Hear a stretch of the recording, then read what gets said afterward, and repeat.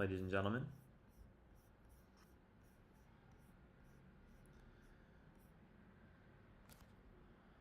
Mr. Fazio, how are you doing today? I'm doing good, John. What's going on? Fantastic, man. I'm excited for today, man. I'm working on some content, chopping up the stream. Things like it seems like things are falling into place here. On in place? Falling into place. That's great. Yeah, man. I've had some interesting ideas over the weekend, man. Interesting ideas. Yes, some Are interesting are ideas. these are we putting these ideas into full effect? What's going on? Yep, What's moving the game towards plan? them. Moving towards them. I'm now waiting on it. Let's see. They're asking for the YouTube link. I'm gonna get a couple things going. I'm gonna make an announcement here.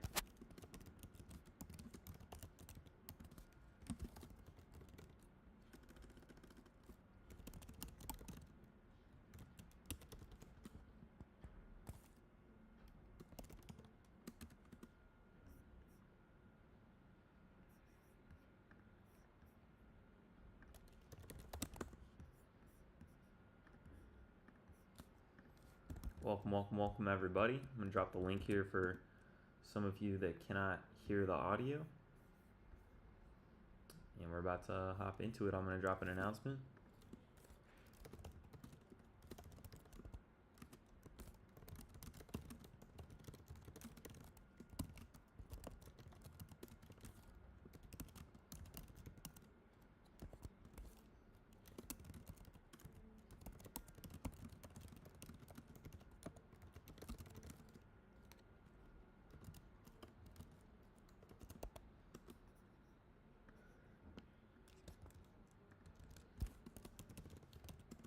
They're like in Angry Dan. Like in They are the like an Angry Dan, man. They love Angry Dan. Good morning, good morning. Yo, we've got the real estate guru, James Jones, in the audience, y'all. We got heavy hitters, man. Goats in the lobby. How we doing today? Got Mr. Adam Dorner, Rogue Steve. Got some closers joining us this morning. Fantastic Adam day to Dorner. be in real estate. Adam Dorner's been he's been live. He's been live this morning. He's been awake early. Yeah? Yeah. What you up to, Dorner? Ladies and gentlemen, before we go ahead and kick off the show, I do want to let you all know because I've seen some people that are telling me in the chat that people are making fake accounts and DMing you posing to be me. And so I just kind of want to set the record straight here. I'm not going to DM you out of the blue and tell you like that I need anything from you in terms of like crypto or anything like that. I don't do crypto, so please be aware of the fake accounts people are making, and don't fall for them, please. And then also report them, man, because it's crazy is like you're doing something right if people are trying to make fake accounts, trying to Hmm. be you. You know what I'm saying? Something's going on. Something right is happening here. They know who has the influence. You know what I mean? They're trying to take advantage of that. Hey, well, They don't want the reality is, if they were to put the same amount of time into building something for themselves, they might be able to become influential people. But that's neither here nor there. Ladies and gentlemen, over the weekend, one of the people that I have, reached out to, one of the people that reached out to me earlier last year, around this time last year, he's saying there's an audio echo. Oh, might be. I'm not sure. I don't have anything running. One of the people that I reached out to last year hit me up. He said he had to. a lead in Spartanburg, South Carolina. And so, I Hmm. called that lead, and very important, to do market research and take a look at the listings in the surrounding areas. So I Yeah, was no, I've looking. done I've done a few deals in Spartanburg. Oh yeah. Yeah, Oh well, maybe you have a buyer and we could do some sort of it's JV. Spartanburg, South Carolina. South Carolina, yeah. Yep. Yeah, we did one actually like in a rural part of Spartanburg, which is called Cowpens. Okay. Um, yes, like a very rural part. Did a short sale there. Spartanburg itself, really great market, but actually that's a hidden gem. It's a hidden gem for investors. There's only a few people there that buy there though, but you can make stuff happen. Yeah, and so the seller was in a difficult situation where there's a huge slope on their lot and there's a water that runs through their house. And so, they're concerned about the floor joists and that kind of stuff. They're looking to get up out of there. It's a mother, she's got a son and she just recently started a new job. Told us the whole story. Um, and, the big takeaway from that call was just like, I don't get into any sales calls anymore, trying to be a salesman. I just try to have a real conversation with somebody who's looking to sell.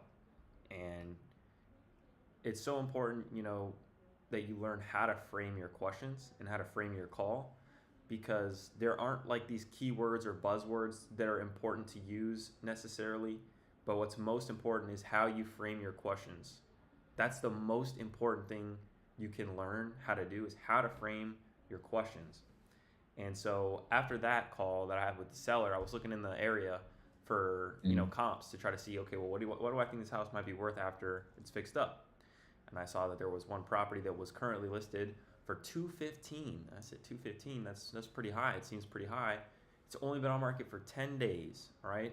Immediately I looked and pulled it up on PropStream. If you don't have PropStream, click the link in the description. Go get yourself PropStream. Very important. And I saw the ownership data that they purchased this property back in 2022. And then I looked on PropStream and I saw that it's like a 3%, estimated around 3% interest rate. So I was thinking, okay, there might be something here, right? And so I Okay. called that agent immediately and I asked them, well, hey, have you gotten any offers, or what's kind of going on? Can you catch me up to speed? And I recorded the whole call. And so it's so important to understand how to frame the call, right?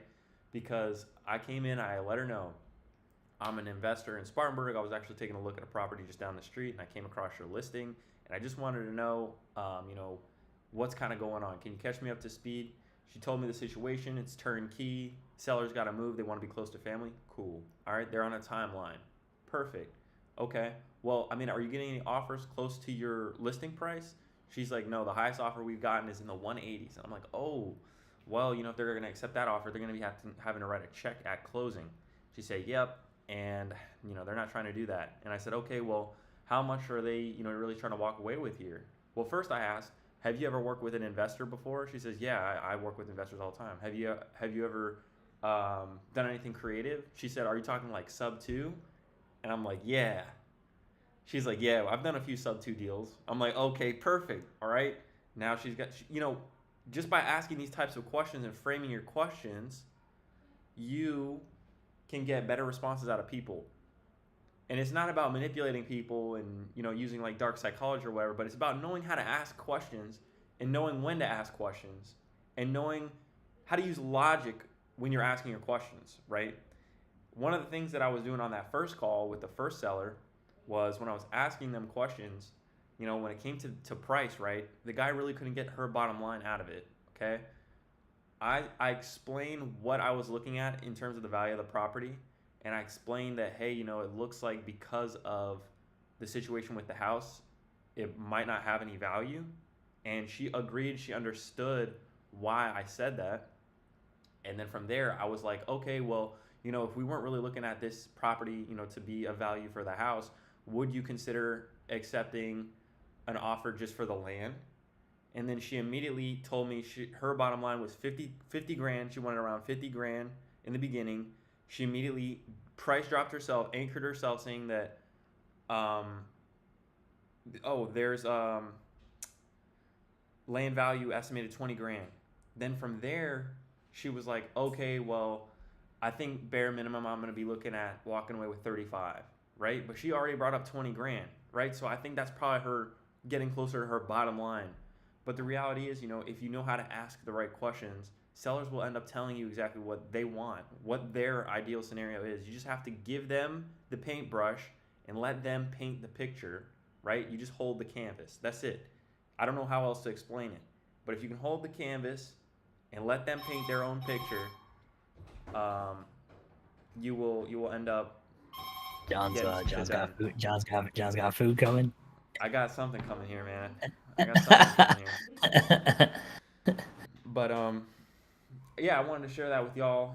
And when it came, back to that agent, and I was asking him those questions, about have you worked with um, investors before? Yeah, she knew the whole lingo. She knew the whole process, and I explained to her why I would be interested in purchasing the property subject to. Right. I told her, look, from what I can see, it's estimated around 3% in interest, and so with that being said, it makes sense for me because I can't go get a 3% conventional loan today, right? Mm, I can't do it. So she understood right. that. She understand how I benefit, right? I asked her, okay, well, what would you feel comfortable with in terms of a commission? She explained to me she can't walk away with more than 3.5% commission on the sales price. And then I just threw a number out there. 3.5% on the asking sales price was like 7,500. I threw out, would you be cool with around 5,000? She said, yeah, we can make that work. I said, perfect. Okay. And so now, I'm getting an idea without having concrete numbers to look at, just kind of an idea about what everybody's trying to get from the transaction, right? Seller says they want bare minimum 10K to walk away with. That's why they're listing the property for the price point it's listed at. It's not going to sell, right? But that's what they want. They want to walk away with 10K after they pay the closing costs and the realtor fees, right? The realtor said that they were comfortable with walking away with 5K. It might be negotiable. And then if I sell that property for the 215 to an M buyer or wrap to an M buyer, and then I charge maybe 15% because it's a 3% interest rate, and I'd love to hear from Matt, what he thinks it would be reasonable to charge for a lower interest rate like that. There's a spread there, and that spread is what I can earn as an assignment if I were to decide to assign it to somebody else. So very important, ladies and gentlemen, that you learn how to frame your calls. And I figured that I'd share that with you. Yesterday, I dropped an announcement in the chat. It was greatly accompanied with 50 fire emojis. I said, give me 50 fire emojis, and we will drop that video. And we crushed 50 fire emojis. So I'm going to be dropping that video with subtitles and everything nicely edited for y'all here probably today. There you go. There you go. Yep.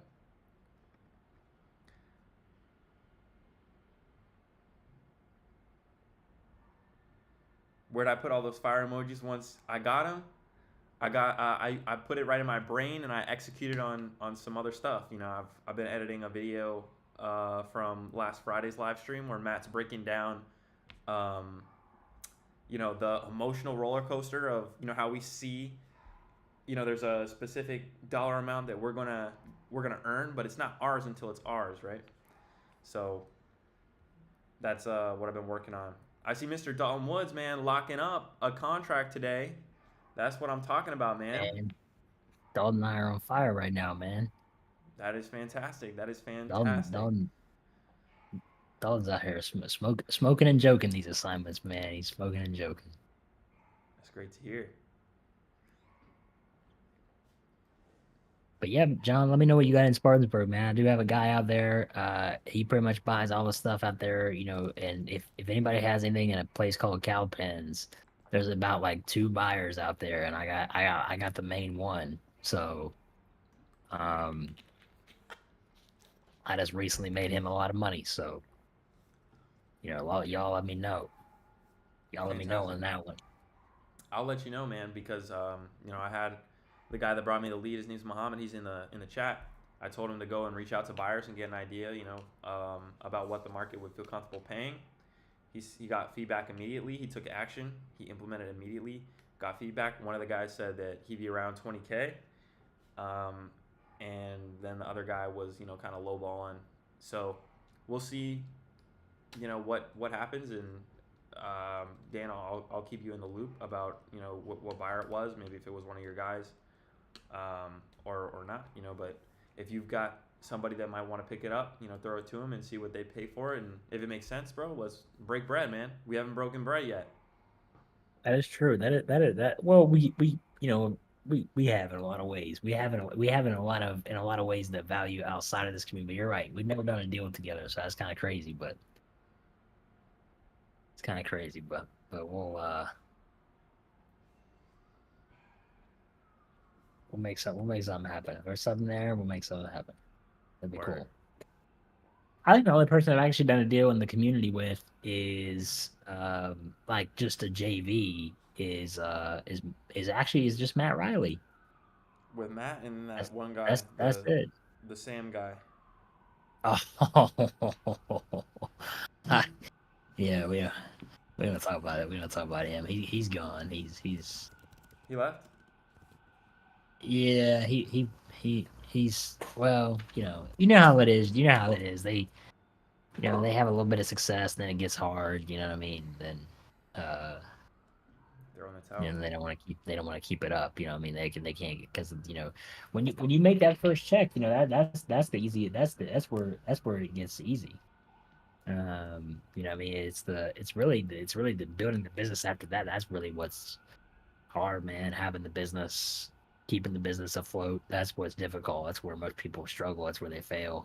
Most people fade out. Even after they make they. I see people close 10 deals or more, and then after that they're eventually they're gone. You know what I'm saying? So listen, if you guys can if you guys are in a position where you guys can just keep on going, just keep taking licks and just keep on going, you guys are doing better than 99% of people. Most businesses fall apart. Listen, don't shut your shit down. That's the key right now. Just don't shut your shit down. Find ways to just scrape by, pay your employees, pay yourself, make ends meet and just keep going. Eventually it'll turn back around. But when you make that drop and you leave, it's really hard to come back. It's harder to come back than it is just to take the licks and just keep moving forward. I promise you. Because here's the bottom line: at the end of the day, there's nothing that's going to change your life as much as real estate can change your life. Truthfully, Wow. because I can't believe it. most of you all don't have the skill set to open a clinic, run an attorney practice, develop some type of prototype, develop some type of social network, next greatest thing, right? Like that's not 99% of us here. But guess what?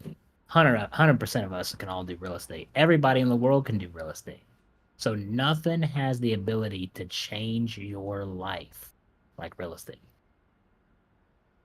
So just really keep that in mind. If you're struggling right now in your business and you're really trying to put it together, don't be like that kid Sam, man. Don't be like him. Shit kind of got hard figuring stuff out. It's easy to walk away and try to go figure something out. Yeah. Was that his name? Was that his name? It was Sam. Was it Sam? It wasn't Sam. It was like, Samia. That was his name. His name was Samia. Samia. That's his name. yeah, but also know like it is difficult to get back in the game, but it's not impossible, to hop back up on It's the not saddle. So, impossible, but it's you harder. It's harder to get back than it is just to keep moving forward. that's very true. Very true. And but I will say So this, man, if you are really about this whole real estate thing, it is not a part-time thing, dude. This is a full-time not a thing. part-time It's going to thing. take your whole life, like it's going to be your focus, your main focus and you got to roll with the punches. You got to understand that that is part of the game.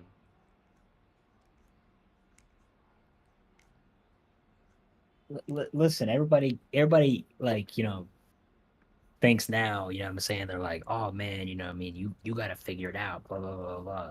Yeah, maybe almost after a fucking decade, I just now starting to get it figured out. For real. Like, For you real. guys don't understand. I started my first business when I was 19, and I'm gonna be 28 this year. So Damn. I've been doing this since for almost 10 years, and I've failed multiple times. I've only been successful for the past year and a half, 2 years, really. And people think that I've really been, I've been, killing this, for a long time, and it's not like that. I mean, I'm not that old, but at the same time, I started off real young. So like, and I've had multiple failures.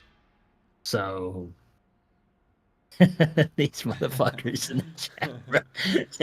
Hey, but it's so true that you say that, Dan, because like I remember when I first heard about drop shipping, right? Because like I've always been an entrepreneur, but I never had that label in my mind. It was just a way that I learned how to like make money was selling something or providing some sort of service, right? But then I heard about oh, entrepreneurship, right? And then I hear about e-com drop shipping, and I'm thinking, oh well, that's gonna be it. It makes perfect sense, right? It makes perfect sense to be drop shipping stuff online. And I started building these websites, and none of them ever went anywhere. But now I'm not drop shipping cheap products from China, right? I'm pretty much drop shipping real estate, if you think about it. So the websites that I was making that never really worked, now I made a website and I'm so proud of just the progress that I made on it. And it looks really good, in my opinion. It's not Oh, finished yet, but I think it looks really good. And so I'm hey man, excited to run ads to it. And I know that it's going to perform because of just all of the reps that I put into building stuff like that. that's all. Listen, that's all it takes. Just takes reps. Just takes reps. Honestly, like and I was actually having a conversation last night. I was having a conversation last night, and I said, even me. Listen, I'm gonna be real with you guys, and if any of my employees are listening in this chat, I don't know if they're in here right now. I don't think they are, so it's good. If if you are, you didn't hear what you just thought what you just thought you heard. I question every week if I'm doing the right thing, if I'm making the right moves, if I'm in the right industry, if I'm making the right decisions. It's normal. But here's the bottom line: it's like I mean, doesn't matter now, right? I'm too deep, so it's like it doesn't Right. matter. It's like I gotta just gotta keep going, right? And here's the thing: is like also too is like what I continuously remind myself is, and I listen, this will benefit every Jeff Bezos didn't make a dollar for 15 years. He didn't make any money. He dedicated 15 years building a business that wasn't making any money. So really think about that. Could you guys really do that? Could you guys really do that? Could you guys really dedicate yourself to a business where everything you make has to go back into it and you're constantly thinking about, oh man, I got to get this person to believe in my business so they can pay my bills so I can keep on going and doing this and that because my business is, and you got to consistently try to keep coming up with all these solutions of why it's going to be worth $1 billion in 20 25 years. So really think about that. Think about, could you survive for 15 years not making a single dollar? So, and most of the greatest companies, they did. So like, listen, if you're making $5,000, $10,000 a month in your business right now, you're killing it. So, and you're killing it more than you think you're killing it. But the bottom line is, don't get caught up on what can I buy right now? How much money can I make right now? I'm not making the money that I want to. It's like, what does it matter? How long you really been at it? If you've been at the game for less than 10 years, you shouldn't even be concerned with how much money you're putting in your pockets. You should be concerned with, what is my business worth? How can I increase my worth? How can I increase the net worth of my business? How can I increase equity production? How can I increase all these little things that I'm trying to build? What can I do to keep adding to that? Right now, if you haven't been in the game for at least 10 years, you shouldn't even be worried about how much money's going in your pocket. You should just be do enough to scrape by, make ends meet, pay your bills, put food in your mouth, and that kind of stuff. But quit worrying. Don't worry about anything that you need to buy right now, anything that you need to do this, because you're gonna slow yourself down ultimately if that's your mindset. And that dude who really ain't worried about that kind of stuff, and he's just putting it all back into his business, all back into his mindset, all back into his development, all back into business development. In 10 years, he's gonna be like way ahead of you, and you're gonna be like not even not even a fraction of where you want to be. So just keep all of that into perspective constantly, and I promise you, being an entrepreneur is easier when you're surrounded by people who understand and keep those things into perspective for you. 100%. And that's why it's so important to be a member of the community and also to invite somebody you think will benefit.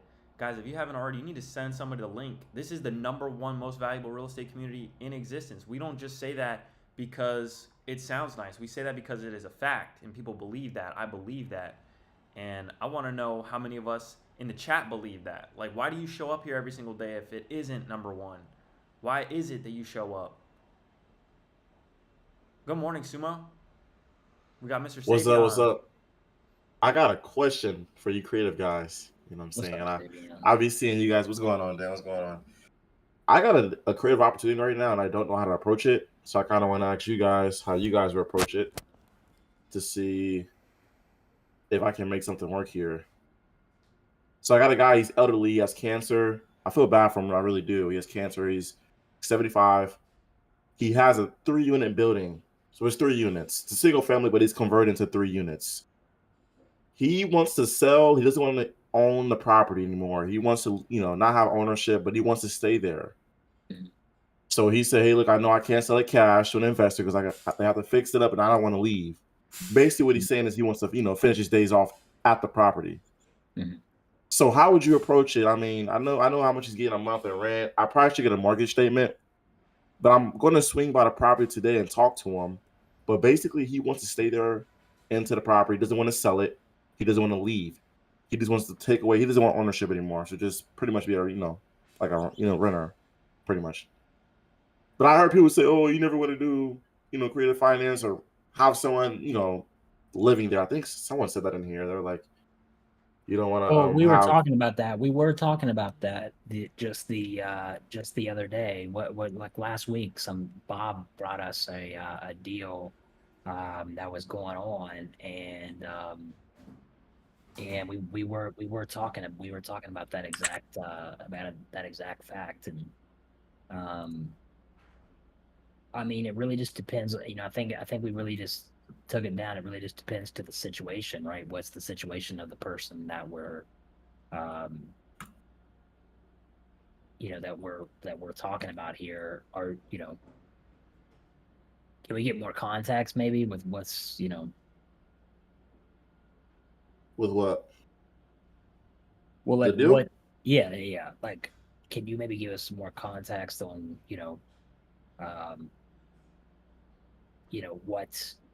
what he needs to stay in the property for, other than just he wants to? Well, I asked him. I was saying, well, look, are you looking? I don't think he's worried about the cash because I was thinking because in my head I was thinking this guy's probably not going to be here much longer. He's probably going to want a whole bunch of equity up front, right? And it may not work out for a deal. So you're trying to do a creative finance deal with the owner of the property, correct? Yes. Stay inside the property. He wants to stay inside. He doesn't want to, because I was going to novate it, but he wants to stay there. And any investor that wants to buy cash is going to want to renovate it. But guess what? They can't renovate it with him in there. Right. So the only option will have to be he just wants to not have ownership. He just wants to be a renter. And there's 3 other units inside the house. So okay, I was thinking, how much is he willing to pay in rent? He said he'll pay max rent. Boom! I think that's a good deal then. I mean, as long as he qualifies as a real renter, I mean, I think that's. But here's the thing: does he want the money taken out of the equity? So does he want? Is that what he wants? Or, yeah, I mean, you could organize a lease, a sale leaseback, like Paul's saying, reverse mortgage. I had a similar situation to this. What is that? I had a similar situation to this, actually, Savion, in Vegas. But the guy actually wasn't willing to pay max rent. But if this guy's willing to pay max rent, this is a multifamily, you said? Well, it's a single family, but he's got 2 studios in there, plus the main living area. So it's like 3 studios. I have their own kitchen, bathroom.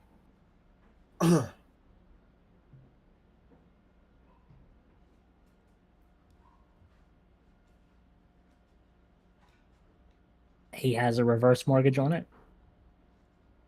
I'm not sure. That's one thing I should ask. I mean, what are the terms right now? Right now he has it's a VA loan right now on it. I know it's a VA loan, but I'm waiting on that mortgage statement to come in so I can actually structure something. But just with the idea itself, I just want to know if it was something I can structure something on, which I think I can. Possibly, yeah. I mean, if he's willing, I mean, if you have someone who's willing to go in there and pay max rent, I mean, that's yeah, it works. But it has to make sense with everything, and it has to, you know. I just it'd just be curious to me, like what is the reason that he like how does that benefit him? That's what I'm. The whole thing is he just doesn't want to stay there. That's that. I mean, I'm sorry. He doesn't want to.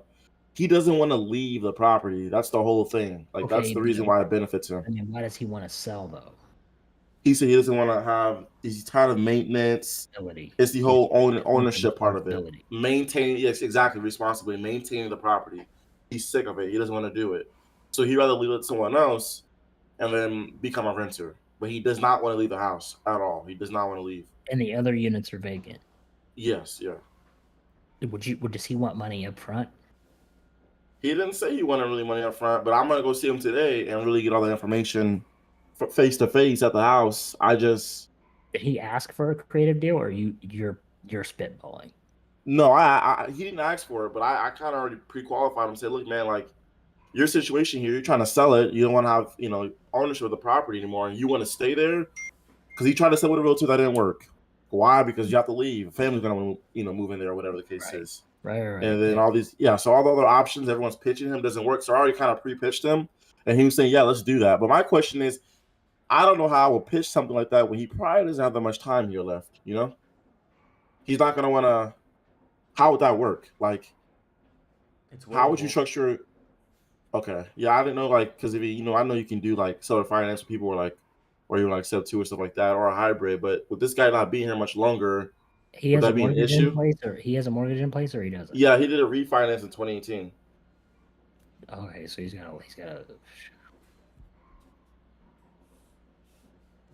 Well, he's waiting on the mortgage statement to get the information, but it's a good interest rate. Yeah, I get the mortgage statement. Yeah, I mean, I was going to say 2018 should be pretty good, but I mean, if he could wrap it to you and you could still cash flow off of it, as long as he just doesn't want any money down, I think. I'm confused on these other units because it just doesn't make sense that he wants to give away his house and just keep making payments. Like, that doesn't make sense to me. That doesn't make any sense to me either. The other units you said? Yeah, how is his house structured? You said it's a single family house turned into... Yeah, single family. Downstairs has been converted to a studio, and then it was a huge double car garage, which has been converted into a studio as well, with our own kitchen and bathrooms. I'm gonna go see today for sure. I gotta be there in 2 hours, but that's the way it's structured. Which to me, I'm not sure how that would work. Now thinking about it, because I don't think any family, or it would have to be someone who just wants to, like, I guess just live in one of the studios. It wouldn't be like a family thing, I don't think. But yeah, I don't know how the house is structured. I'll find out. I'll get some information, but as far as now, that's kind of all I have. I just didn't want to throw the lead away. I know it's a lead. I just don't know how the hell I approach it. So, but I'll do some more homework, and then when I get all the information. But I don't think Trevor. I don't think he wants to do a HELOC because he doesn't want the responsibility of the property anymore. But my whole question is like, does he really need the responsibility? Is he really going to have the responsibility? I mean, if you don't, I don't really understand. It's not making sense. It's not making sense? Okay, so look. He told me. No, so look, he told me, he's like, listen, I want to sell. I said, okay, what's going on? Why are you looking to sell? And he was saying, hey, look, I want to sell because I'm getting old, I'm sick, and I'm tired of dealing with maintenance with the property. I want to be hands-free, wipe my hands for hands-free. I just want to basically become a renter, if that makes sense. I'm saying, so you just basically want to live there. He said, I do not want to leave. I want to stay in the house. I do not want to leave. I just don't want to have ownership of the property anymore. I want to become a renter. That's what he was saying. Here we Come go. on, dude. Okay, I think I got it in my brain. All right, I think I got Am it. I a terrible explainer? I'm gonna let Jesus No, Steve. no. I'm gonna let Christ. Steve. I'm gonna let the Steve Oh train my God. take over You- here. I You gotta got give him a permission guy to who wants to sell it because he just doesn't want to maintain the property, right? Like he's just kind of tired of doing that shit. So Basically. like realistically, you could just purchase the property and then lease it back to him, which is kind of what he's asking for. So my thought would be, why not just structure like a super nice, like to you owner financing deal, and then that way he's like, okay. So like, let's say you can get the rate lower, right? Hey, would you sell this house to me 10% down, 4.5% interest rate, something just stupid below market, right? So he's basically going to, at that point, the way you can kind of pitch that to him is like, look, you're going to get a little bit of lump sum up front.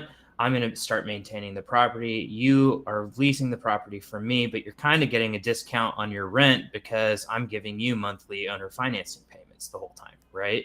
Right, okay. So now you get, you can control, you have ownership rights to that property. And at the same time, now you're cash flowing, and you could, when you're ready to exit, do a wrap on that if you wanted to, or just sell the property or whatever. It'll come out to how you do your owner financing stuff. Like, can that owner financing term be, assumed or whatever? But yeah, you could do something like that.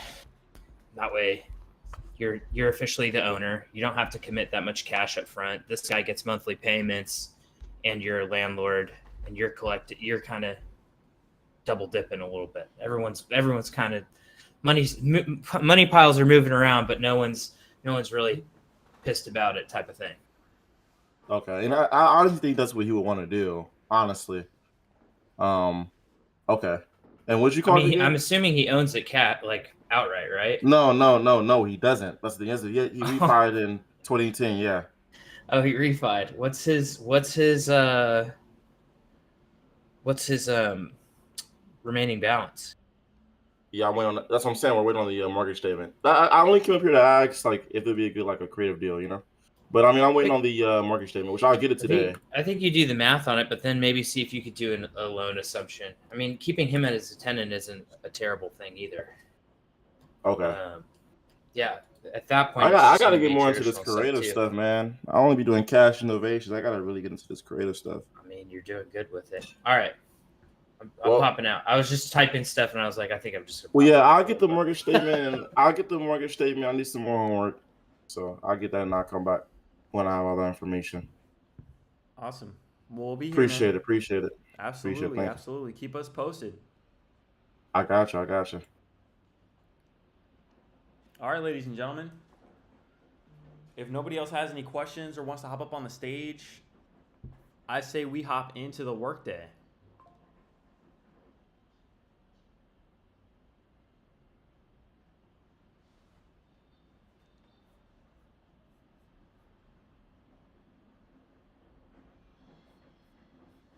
All right, ladies and gentlemen, listen. REI Rev is the #1 most valuable real estate community in existence. If you haven't already, please invite somebody you think would benefit from being in proximity with us. Send them to reirev.com or discord.gg/REIRev. All right? We will catch you in the next one.